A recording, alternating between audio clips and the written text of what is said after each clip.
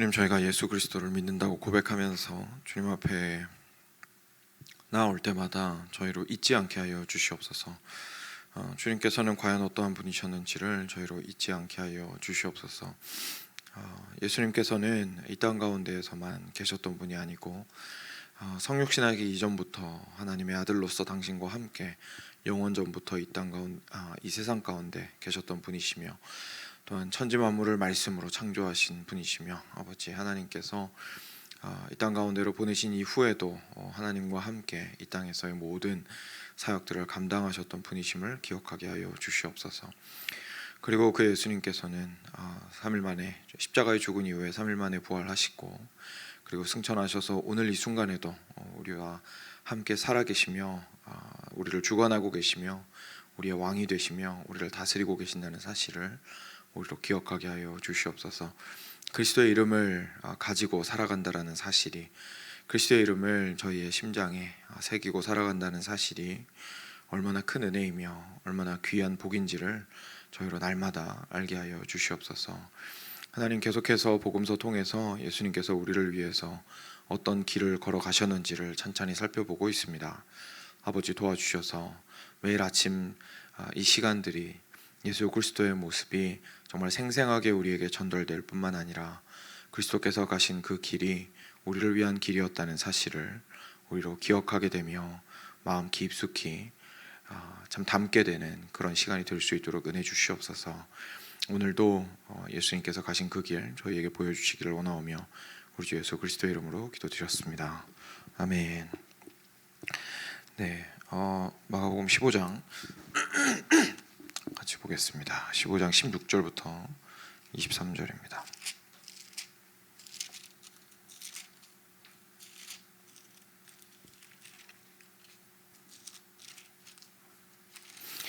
네, 같이 교독하겠습니다. 제가 먼저 읽겠습니다. 군인들이 예수를 끌고 브라이도리온이라는 뜰 안으로 들어가서 온 군대를 모으고, 예수께서 자색 옷을 입히고 가시관을 엮어 씌우고 격려하여 이르되 유대인의 왕이여 평안할지어다 하고 갈대로 그의 머리를 치며 침을 뱉으며 꿇어 절하더라. 희롱을 다한 후 자색 옷을 벗기고 도로 그의 옷을 입히고 십자가에 못 박으려고 끌고 나가니라. 마침 알렉산더와 루포의 아버지 구레네 사람 시몬이 시골로부터 와서 지나가는데 그들이 그를 억지로 같이 가게 하여 예수의 십자가를 지우고 예수를 끌고 골고다라 하는 곳, 번역하면 해골의 곳에 이르러 모략을 탄 포도주를 주었으나 예수께서 받지 아니하시니라. 아멘. 네. 제가 잘못 읽었나요? 제가 월요일 걸 읽었군요. 알겠습니다.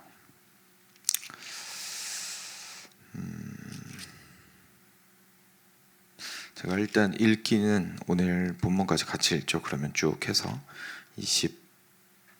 24절이죠. 예, 24절부터 다시 제가 읽겠습니다. 십자가에 못 박고 그 옷을 나눌새 누가 어느 것을 가질까 하여 제비를 뽑더라.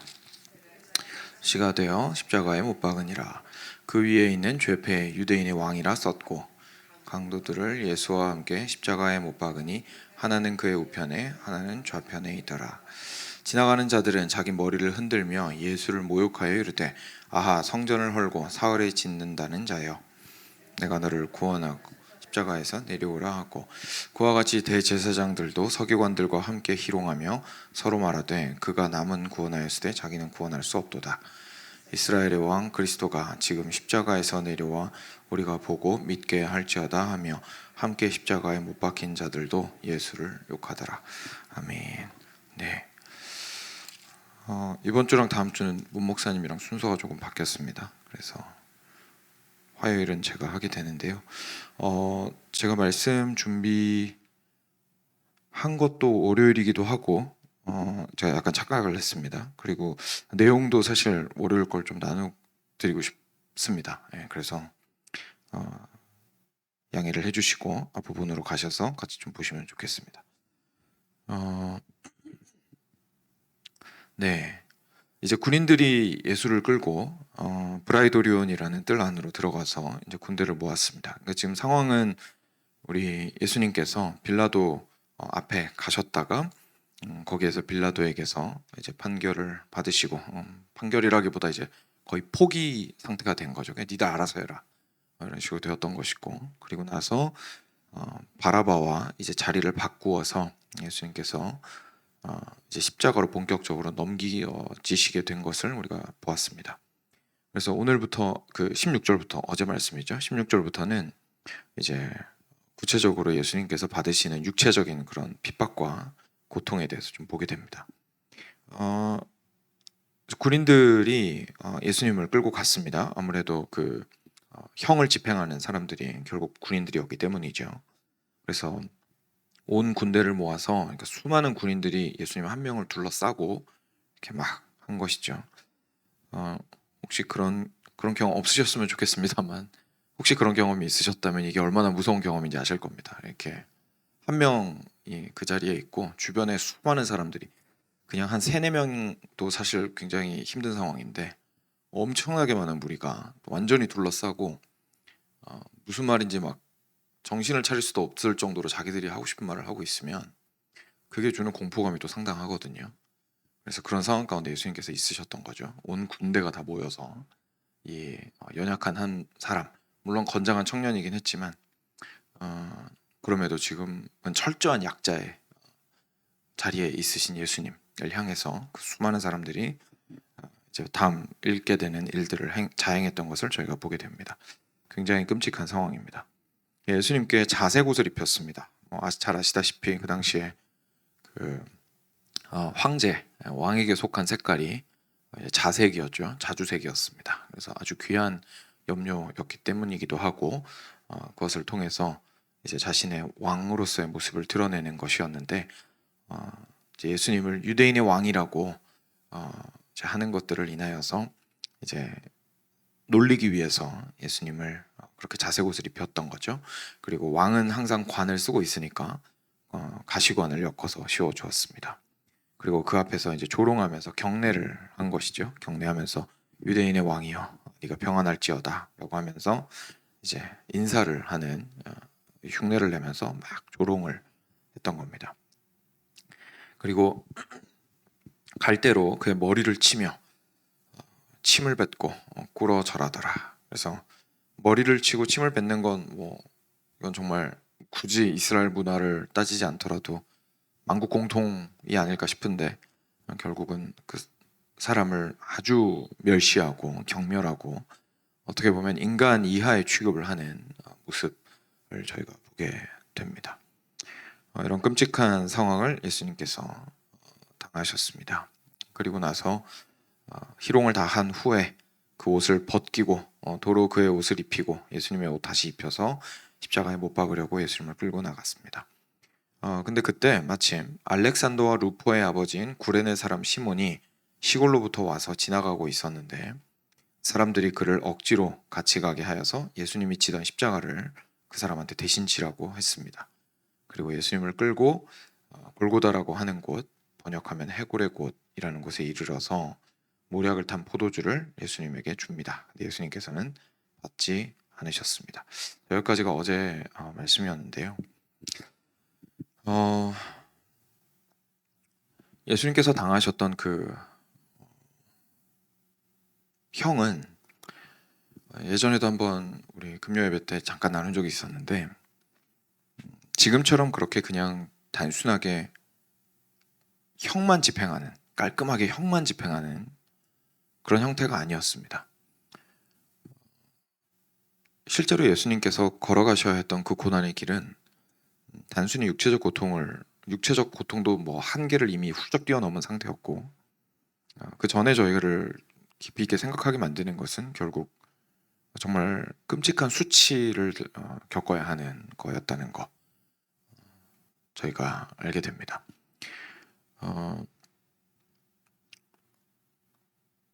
사람이 살아가면서 그냥 작은 실수를 해도 사실 큰 수치심을 경험하게 되고, 사람들이 자기가 한 실수에 대해서 안다면 그것에 대해서 그 수치심을 느끼게 되지만, 근데 이건 사실 케이스가 다릅니다. 왜냐하면 그건 실제로 내가 잘못을 했거나 좀 우스꽝스러운 모습을 보였기 때문에 사람들이 나를 이렇게 놀릴까봐 부끄러워하는 거잖아요. 그러니까 무슨 말이냐면 수치의 근거가 실제 자기 자신한테 있는 거죠.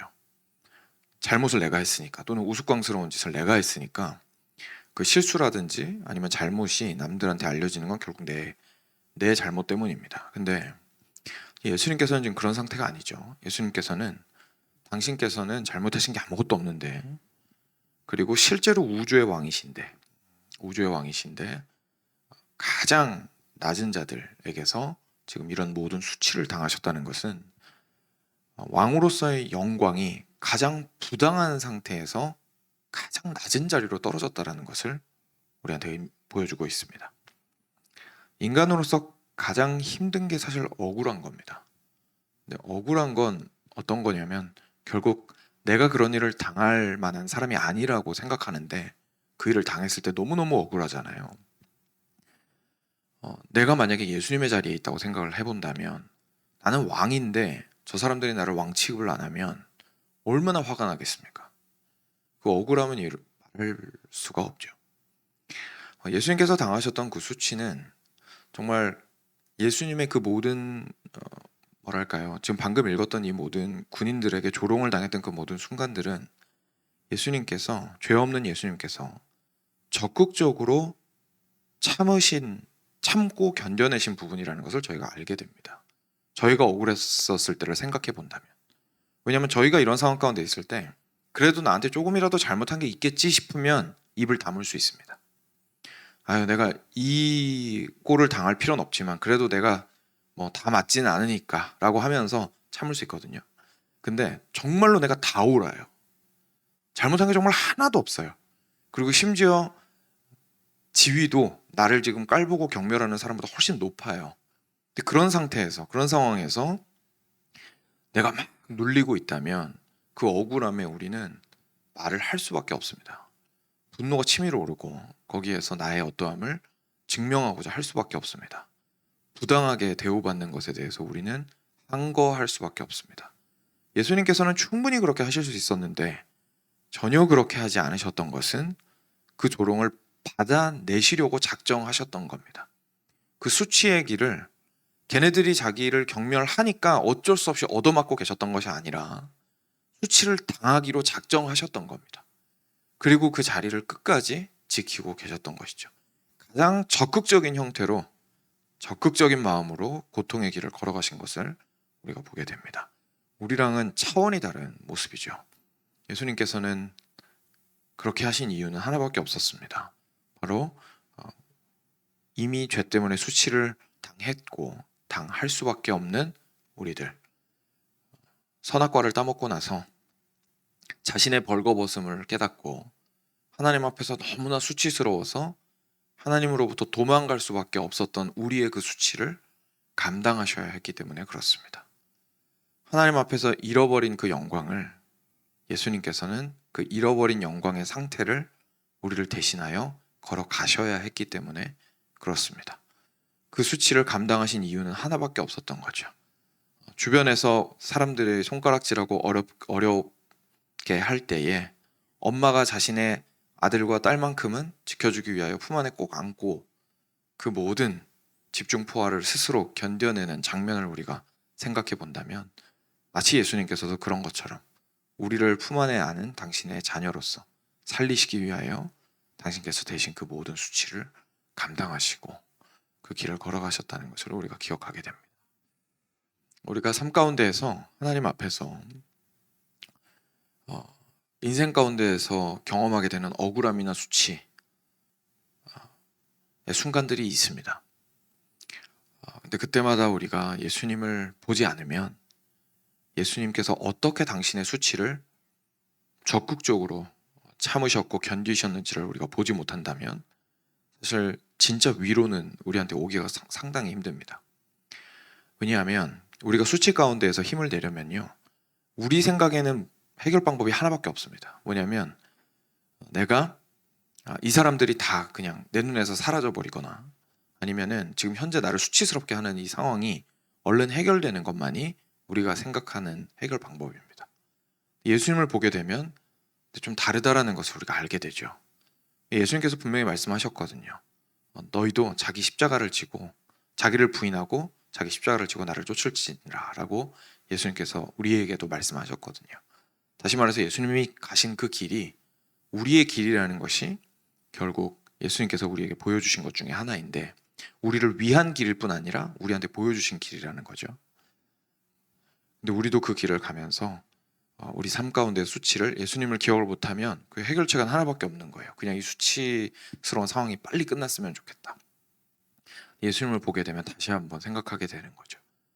나를 위해서 예수님께서 행하신 그 일을 기억해 본다면 내가 지금 당하고 있는 이 수치는 사실 정말 예수님과 비교해서는, 예수님은 전혀 무죄하셨는데도 그 수치를 겪으셨지만 그런 예수님에 비하면 나는 사실 그렇게 떳떳하지도 못하고, 그리고 예수님께서 참으로 우리를 사랑하셔서 그 길을 걸어가셨던 것을 기억한다면 내가 하나님을 사랑하고 또한 이웃을 사랑하는 마음으로 이것을 내가 오래 참고 견뎌야 한다면 그래야 하는 것이구나 라는 사실을 우리가 생각하게 되는 겁니다.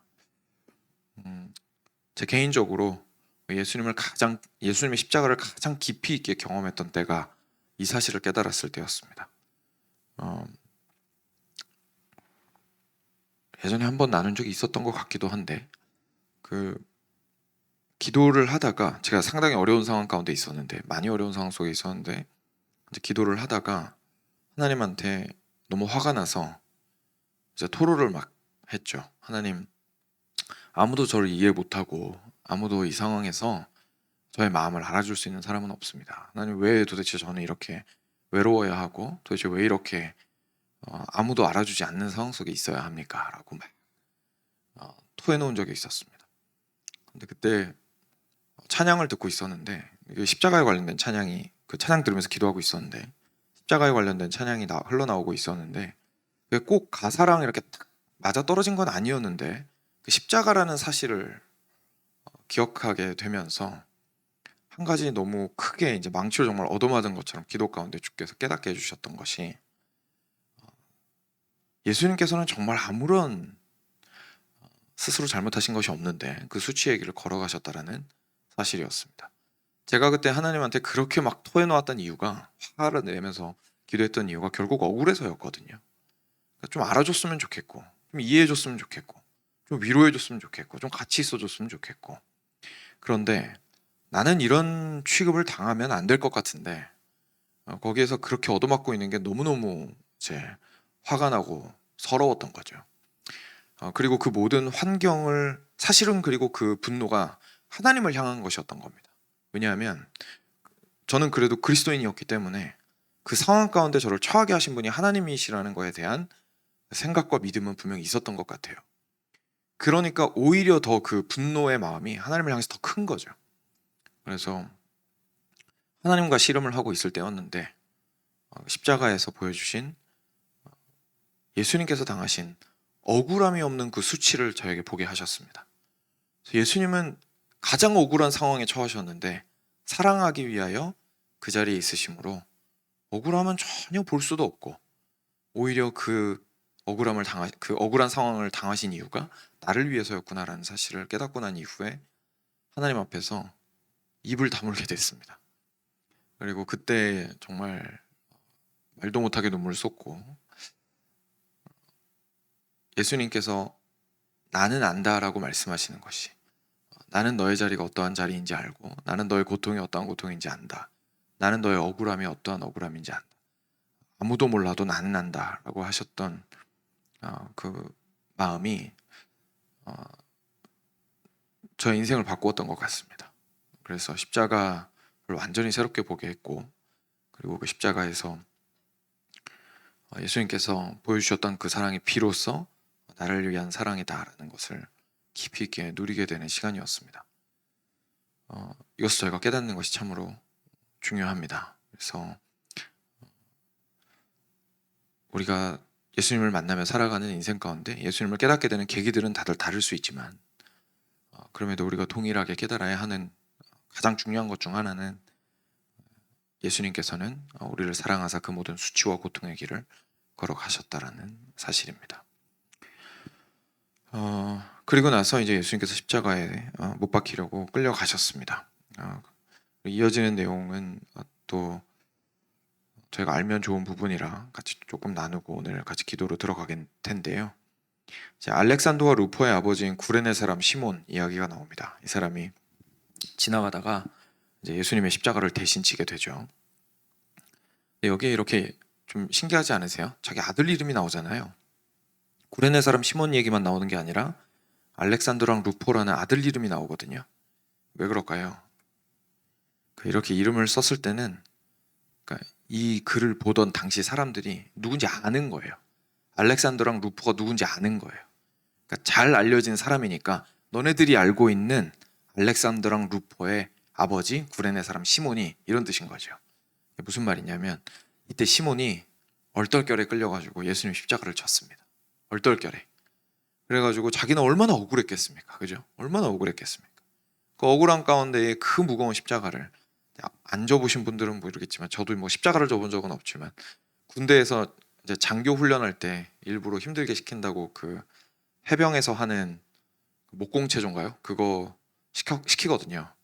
그래서 했었는데 정말 깔려 죽을 만큼 힘듭니다. 이걸 한 사람이 들 수 있다는 것 자체가 저는 상상이 안 되는데, 그때 7명 정도 저희가 들고 있었거든요. 근데 정말 죽을 만큼 힘들었는데 아직도 그 무게가 느껴질 정도인데 이거를 한 명이서 이제 예수님께서 끌고 가셨던 것이죠.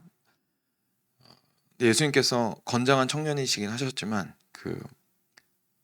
밤새고 지금 15시간 동안 시달리셨어요. 여기 갔다가 저기 갔다가 막 로마 법정, 유대인들의 법정 막 이렇게 6번이나 재판을 받으시고, 그리고 마지막에 끔찍한 조롱까지 당하시고 잠도 못 주무시고 지금 이 상황 가운데 있는 겁니다. 그러니까 뭐 누가 버티겠습니까? 그러니까 가다가 쓰러지고 막 이러셨을 거 아니에요. 그러니까 옆에 있던 그 구레네 사람 시몬이 억울한 상황이죠. 뭣도 모르고 그냥 지나가고 있는데, 심지어 구레네가 어디냐면 이집트 서편에 있는 지금 리비아라는 지역입니다. 그러니까 완전 상관없는 데서 온 사람이에요. 근데 물론 이제 유대인일 가능성이 큽니다. 유대인일 가능성이 크지만 그래도 하여간 동네 사람도 아닌 거예요. 근데 와가지고 그냥 지나가고 있는데 아마도 6월절이어가지고 거기 예루살렘에 온 것 같은데 붙잡혀가지고 십자가 메고 가라고 하는 겁니다. 얼마나 억울합니까? 근데 이 사람이 그렇게 예수님을 대신해서 십자가를 지고 간 다음에 중간에 무슨 일이 있었는지는 모르지만 일가족이 다 예수님을 믿은 거죠.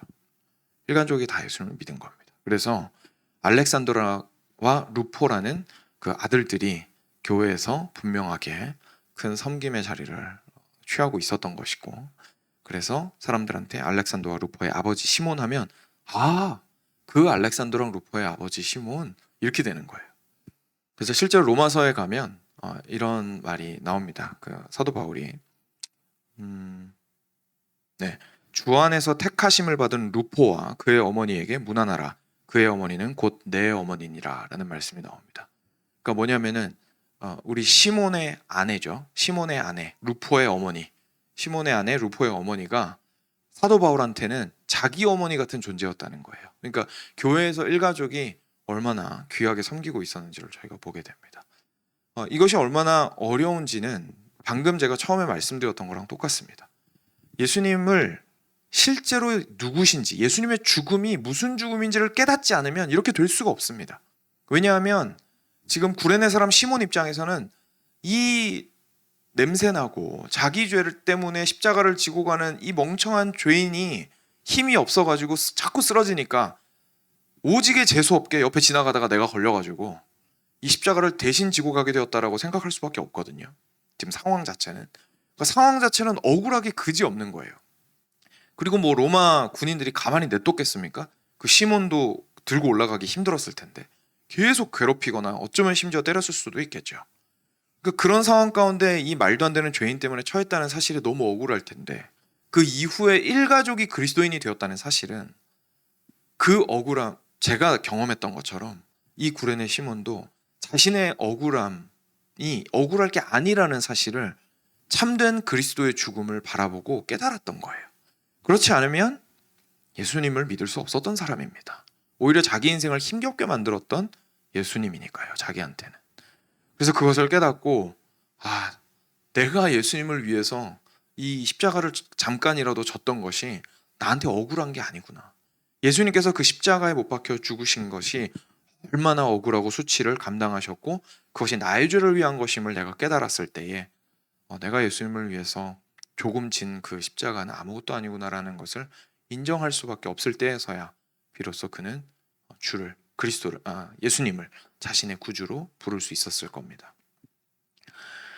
이것이 우리가 한 줄에 불과하지만 참 우리가 또 깨닫게 되는, 그리고 우리 자신의 삶을 좀 돌아보게 만드는, 그리고 그리스도의 십자가의 의미에 대해서 새롭게 생각하게 만드는 부분입니다. 사랑하는 여러분, 마지막에 또 모략을 탄 포도주까지도 함께 나누면 좋겠지만 이 정도로 오늘은 나누고자 하는데요. 예수님의 죽음이 우리의 삶 가운데에 무엇을 의미하는지를 우리는 깊이 있게 깨달을 필요가 있습니다. 그 죽음을 깨닫는 길이 결코 편안하지 않습니다.